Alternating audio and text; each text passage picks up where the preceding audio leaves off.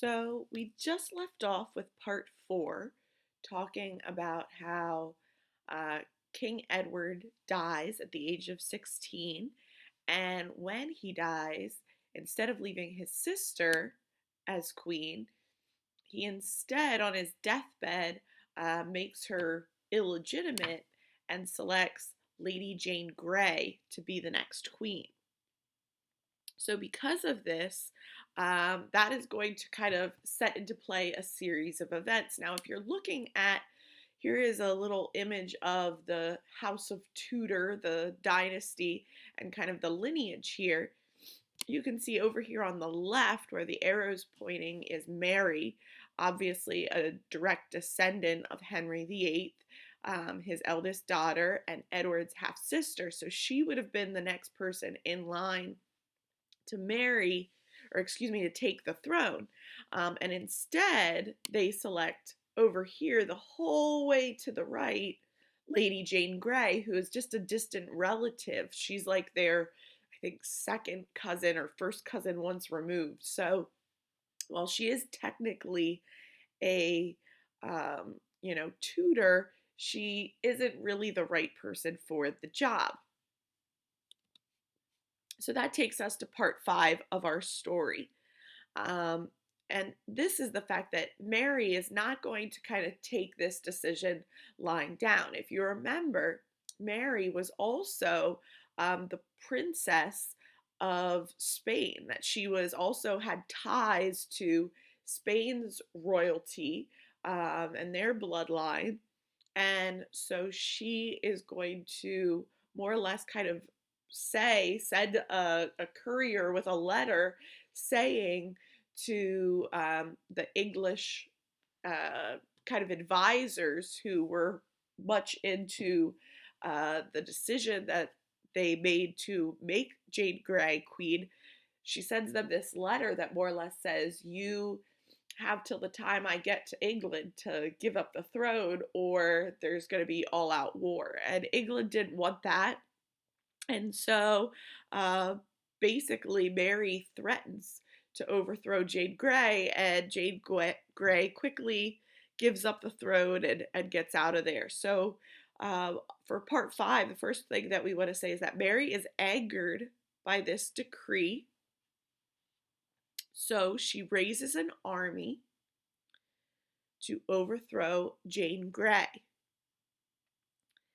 Jane quickly gives up the throne, and Mary the First becomes Queen of England. So Jane Grey really is only the queen for 9 days. She's often referred to as the 9-day queen. And she kind of, for a little while, was imprisoned and then eventually was released, seeing that it was kind of, no harm, no foul. Mary got over it, but she was in jail for a little while in the Tower of London, the very famous prison in England, and Mary's queen. So let's talk about Mary as a ruler. The first thing that we want to say about her is that Mary is what we would call a devout Catholic. Devout Catholic. Devout means that you are very, very strong in your faith.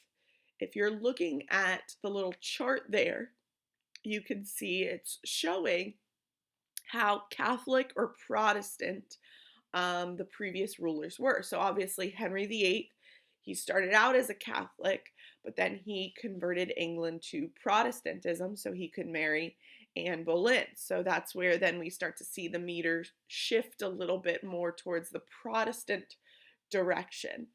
Then their son, Edward the Sixth, he was a Protestant.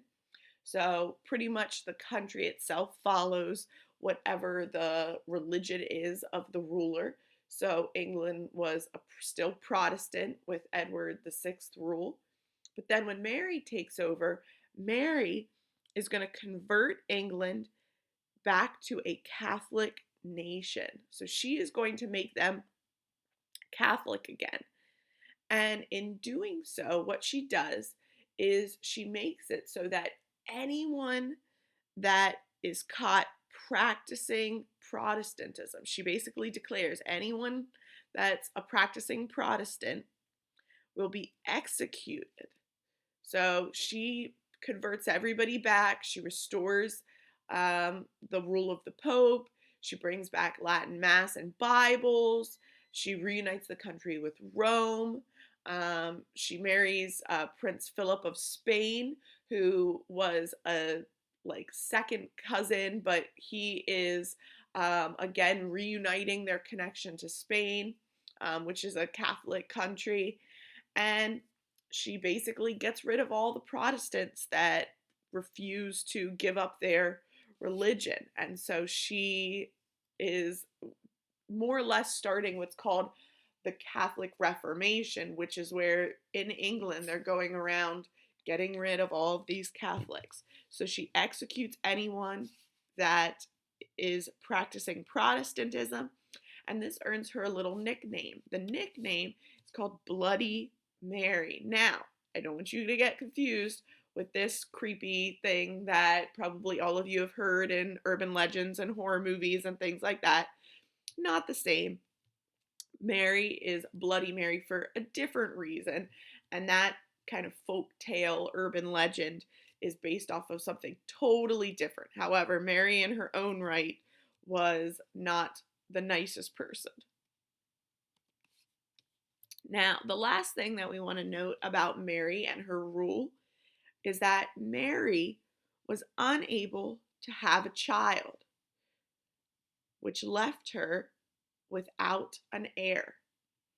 So Mary and her husband had tried for many years to have a child, and she actually suffered from a really terrible condition that was called false pregnancies, which would be her having all of the symptoms and signs of being pregnant, but then she would never have a child. And so this was incredibly depressing for her, and I'm sure very psychologically traumatizing. And so, as she neared the end of her life, she doesn't have an heir. So, when she dies, her sister, Elizabeth I, will become queen. And so, that's where we'll pick up our story in part 6.